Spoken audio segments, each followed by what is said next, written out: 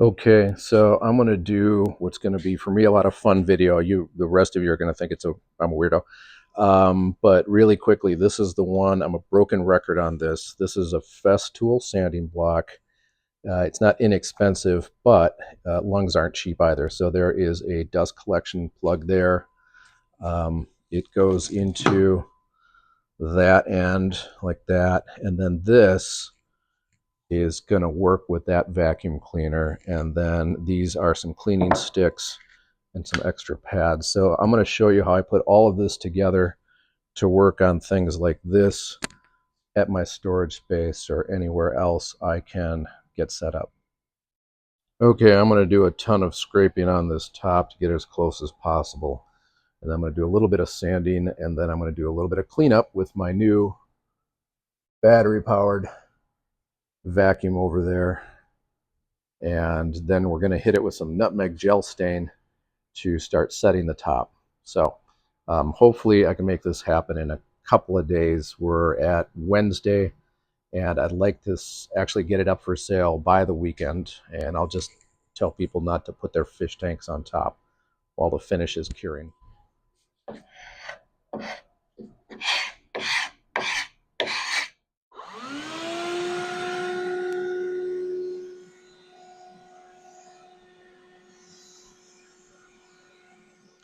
Okay, so I have my portable sanding block and so on,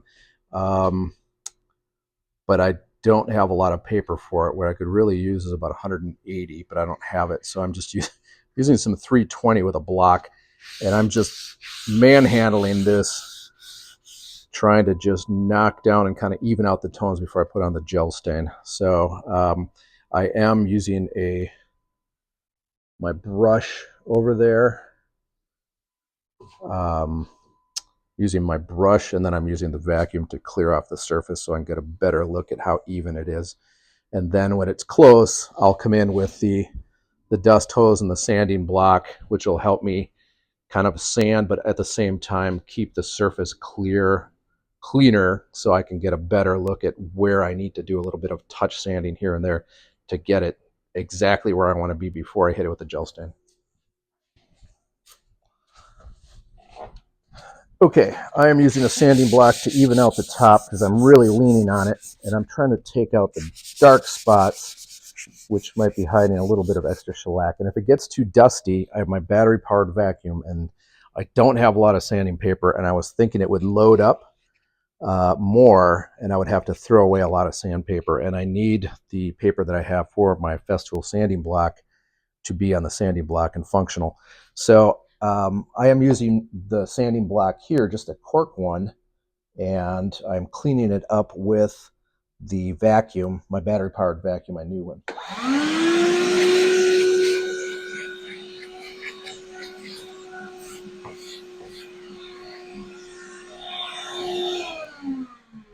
So I have like a full sheet of this. It's only 320, which isn't a lot. I'd like to be closer to maybe like 180, but I'm trying to make it work. And so I'm still going to come after this with the Festool mouse because it has one advantage is it has the pad, the squishy pad, so it'll get into these different areas where it's maybe like the top is a little bit uneven, and so the cork is actually maybe a little too rigid in spots. So this is a great, this is my best option for finishing it again before I go to a gel stain. So I'm going to do this, and I can also, if it gets too dusty, I can follow this around with, again, the little hose.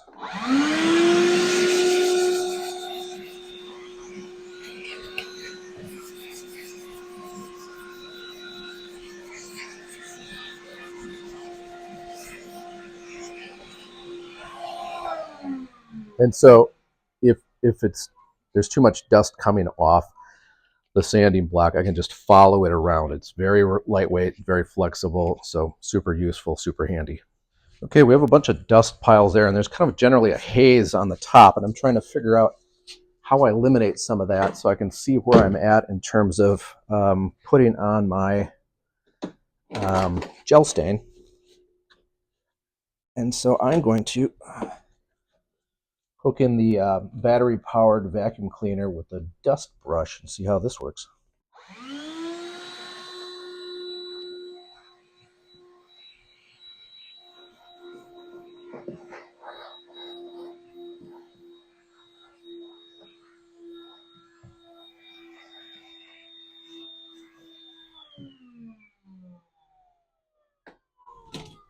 Okay, so it's better than nothing. I mean, I'm kind of getting like a nice satiny finish here. But I might stick with maybe a microfiber cloth, and I'll clean the cloth off with vacuum. So here is a hazy top, and I'm going to hit it with my microfiber cloth, which is going to show me areas like this where I need to just do a hair more sanding. That's the microfiber cloth. And so wipe it back. And then from here you can see the difference the cloth makes. What's nice about the microfiber cloths is you can wipe something down, and it's not ideal, but if you're trying to really boogie and get a finish on there, I tend to, especially if I'm doing a gel stain, I will just kind of go with this and not worry about doing like a little bit of water pickup, because then you have to wait for the water to dry. And time is money. Okay, so here's what's going on. I am going to open up my nutmeg gel stain from General Finishes, an oil-based product, if I haven't mentioned that before. You can see it's kind of modeled on here, but I think it's going to balance out the tones. At least that's the dream. And so I need to get an applicator. So I like to stir up the gel stain. What I have been doing is sticking the cloth into the gel stain, because the gel stain seems to last for just forever in the can. But what I've been doing instead is I've become a fan of hanging onto plastic spoons. And what I'll do is I'll take the screwdriver and then I'll wipe the gel stain onto my shop rag here. And then that was usually my applicator. But I'm doing something a little different right now. I'm going to try it out, and you're going to hear to witness it. So what I'm going to do is I'm going to take this scrap, about the right size here. So I don't need that much. What I am going to do is I'm going to use this as a spreader. I have some really nice glue spreaders and so on at home, but they're at home. So what I'm going to do is I'm going to take the pudding-like, again, it's the Nutmeg General Finishes, and what I'm going to do is I'm just going to get a bunch on the surface, because I have to do the whole top at once. And if I were to use that the way I have been doing it recently, it would just soak up way too much gel stain, which is kind of what you want. You want it to pick up the extra so it doesn't end up sloppy and tacky. But I'm going to use my applicator here, and I'm going to just spread it around the top with minimal absorption and try not to let it jump onto the floor. But I'm going to take it all the way around as quickly as possible. So like Woodcraft sells a nice set of like steel bladed glue spreaders. Those would be ideal for this. They also have a plastic like glue spreader. It's kind of a multi-purpose tool. I'm going to double check and make sure my camera's on. I think I turned it on. Okay, so the camera was working, but somehow I managed to turn off the microphone. But anyways, I'll just kind of narrate this part, and you can hear right from me what I was thinking. So when you're working at a space that doesn't belong to you, you want to be very careful. I'm lucky that we the space that I'm at, they just either don't pay that much attention or don't really care as long as I'm not technically keeping flammable things in storage. So, anyways, I'm just trying to be careful also that I don't have this stuff flying around. So that's the nice thing about gel stain is it's very thick. It's like putting on pudding. But you want to kind of keep track of it when you get to the edges. Otherwise, if you I've had it so if I push a kind of a glob off the edge, kind of a little bit extra, if I don't wipe it back, if I don't spot it, I end up with this weird kind of dirty lump, especially kind of a dark brown stuck to the side of a nice dresser is not the most appealing look. So with a gel stain, it's important to put not this much on because as you can see, I'm just pushing around just a big puddle of gel stain at this point.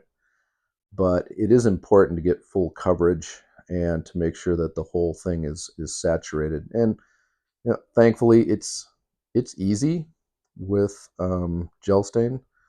Um, it spreads easily, and as you can see, I'm going back to the spreader, and I'm actually going to use it as a cleanup tool. So I'm pretty confident that I have coated every part of the top.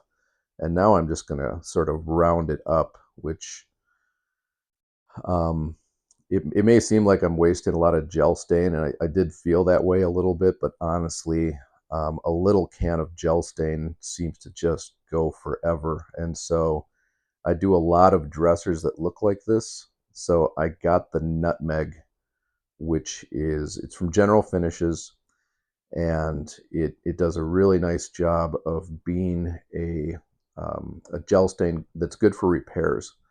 You want to use tones that are darker than the surface you're working on, and so nutmeg is my go-to for doing um, like these kind of fill-ins and patches and filling in scratches. Sorry, that rhymed. So that's the original. I threw in some stills here. That was the top. It wasn't selling. It wasn't selling at the price I wanted it to, even though the whole thing was original. And so I decided, you know what? I'm just going to scratch off the top at least and see how it looks to help it sell. And what you see is that the dressers originally, the finishes, they put a lot of toner in there. So basically, they didn't want this crazy walnut color. They wanted that brown, but they wanted to make it more consistent, so you wouldn't have these wildly different dressers, as far as I can tell. So what I see a lot of with mid-century modern furniture, which is, I have to admit, really rewarding, is you take off the toner and then you put a nice oil finish on it, and then the wood just comes to life. That black walnut just goes crazy. And so you're seeing it. Um, there's a shot of the original, and then here's a close up of the top and how that black walnut came to life. So, anyways, it worked really well with that little block sander. Like and subscribe if you want to see more, and thank you for watching.